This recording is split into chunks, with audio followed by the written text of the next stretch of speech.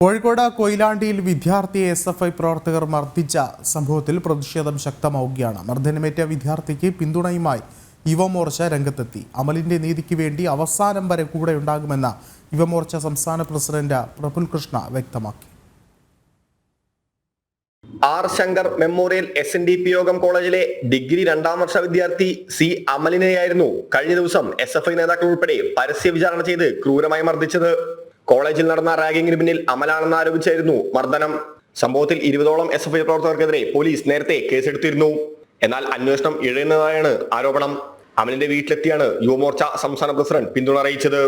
കേരളത്തിലെ കലാലയങ്ങൾ മുഴുവൻ SFI ക്രിമിനലുകളുടെ എല്ലാവിധ തോന്നിവാസവും ചെയ്യാനുള്ള അത്തരം കേന്ദ്രങ്ങളായി മാറുകയാണ്. സിദ്ധാർത്ഥിനെ എങ്ങനെയാണോ മൃഗീയമായി പച്ചവെള്ളം കൊടുക്കാതെ ഒരു ഭക്ഷണം കൊടുക്കാതെ 3 ദിവസം ക്രൂരമായി മർദ്ദിച്ച് കൊലപ്പെടുത്തിയത്, അതിനു സമാനമായിട്ടുള്ള സംഭവമാണ് ഈ അമലിന്റെ കാര്യത്തിൽ ഉണ്ടായിട്ടുള്ളത്. അമലിന്റെ ഭാഗ്യത്തിന്, അമലിന്റെ കുടുംബത്തിന്റെ ഭാഗ്യത്തിന് അത്തരം ഒരു ദൗർഭാഗ്യം ഇല്ലാതെ പോയി. അമലിന്റെ നീതിക്ക് വേണ്ടിയിട്ടുള്ള പോരാട്ടത്തിൽ യുവമോർച്ച കൂടെ ഉണ്ടാകും, BJP കൂടെ ഉണ്ടാകും എന്ന് ഈ അവസരത്തിൽ പറയുകയാണ്. സംഭവം വാർത്തയായതോടെ SFI പ്രതിരോധത്തിലായിരിക്കുകയാണ്. അമലിന് പിന്തുണയുമായി ABVP നേരത്തെ രംഗത്ത് വന്നിരുന്നു. ജനം, കോഴിക്കോട്.